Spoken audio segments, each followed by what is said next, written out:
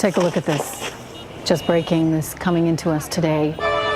This video of people trying to get through, trying to make their way towards the border. Okay, so Mariara is in central Venezuela, and they need to get to the border towards Colombia in order to get the humanitarian aid, which means the medicine that many of these people need, and the food that so many of them need. And Nicolas Maduro has sent his military out to block them. Meanwhile, tonight, a major player in the Maduro regime is announcing his support for Juan Guaido, the opposition, and new elections. Most important here, he's willing to spill the beans and name some names, admitting that both Hugo Chavez and Nicolas Maduro courted drug traffickers, and alarmingly, Hezbollah. I've reported on the connection to Latin America with Hezbollah as far back as 13 years ago, when I uncovered some banking records in the lawless no man's land known as the tri-border town of Ciudad del Este, Paraguay. It was from this wild and lawless place that the terror attacks on a Jewish community center and the Israeli embassy happened in Argentina in the 1990s. Now, the bank records I uncovered showed massive amounts of money being transferred from that tri-border region in Latin America to Hezbollah, $100 million. And at that time, it was the largest source of funding for Hezbollah outside of Iran. Well, today, in all of Latin America, which includes Venezuela, that number has quadrupled to at least $400 million.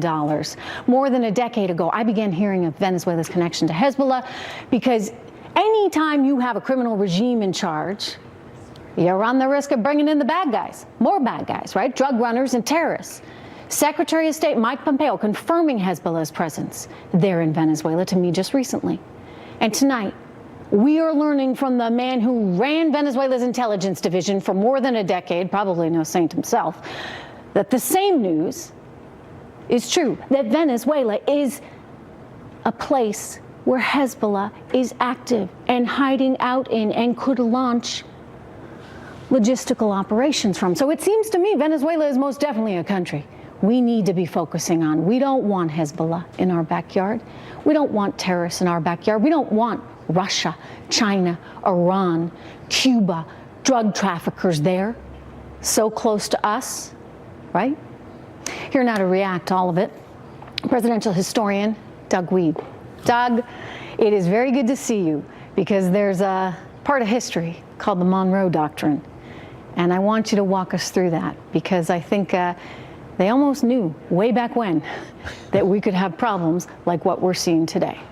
Yeah, very, very true. And Trish, thank you for the leadership you're providing in this whole issue. It's remarkable how myopic the American media is.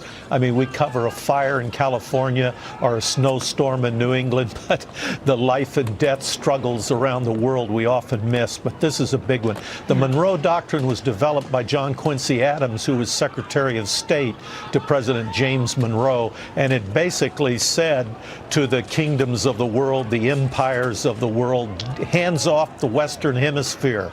And it announced to the emerging countries of Latin America and the Western Hemisphere, we'll protect you. The United States will protect you. And all through the years, it's been invoked in crises like this. It was invoked in the Spanish-American War. Reagan invoked it when he invaded Grenada, and George H.W. Bush when he invaded Panama.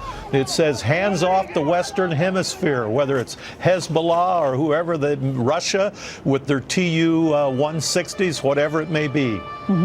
Yet, you know, you've got Vladimir Putin seemingly trying to call our bluff on this, or what he thinks might be bluff, which I know is not, because I know how much the administration cares about this. I mean, you've got Vice President Mike Pence heading to Bogota. I'll be there as well on Monday to interview him, but he's sitting down with Latin American leaders, including the president of Colombia, to talk about strategically how the region is able to protect the people of Venezuela. So this is one that the administration cares about and has been very vocal on, including the president himself, even in the State of the Union. So knowing all that, why is Vladimir Putin out there saying, you know, he's fine with another, you know, repeat of the Cuban Missile Crisis all over again? That was today. Yeah, that's pretty scary. I mean, these Tu-160s fly twice the speed of sound. They carry nuclear weapons. It's very dangerous. I was with the president recently and was interrupted with a phone call from Argentina. He's very involved in Latin America, more than any president has been recently, and you can see why it has to be. The puzzle to a lot of people, Trish, is why won't Maduro go? If he's got billions, if he's got beaches for the rest of his life, and these dictators won't go because power is addictive.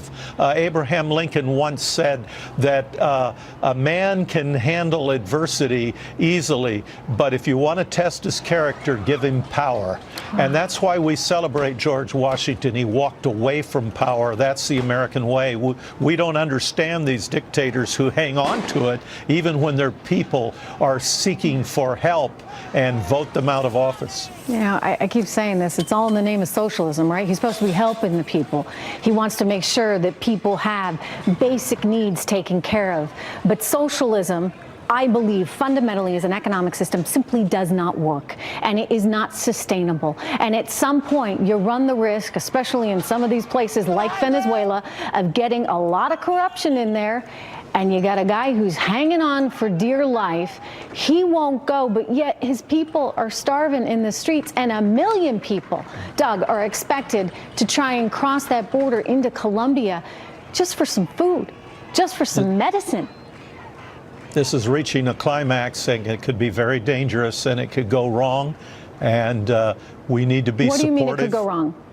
Well, I was talking about how power is addictive. Maduro, he's got his people in position. Not all of them have gone over to the other side, and he could have his troops open fire. It could be very ugly. It could be very dangerous. Well, then he's really inviting a lot of big problems. But I wouldn't tempt Donald Trump no, if I were he. I wouldn't. No, he cares. He does, and he keeps saying all options are on the table.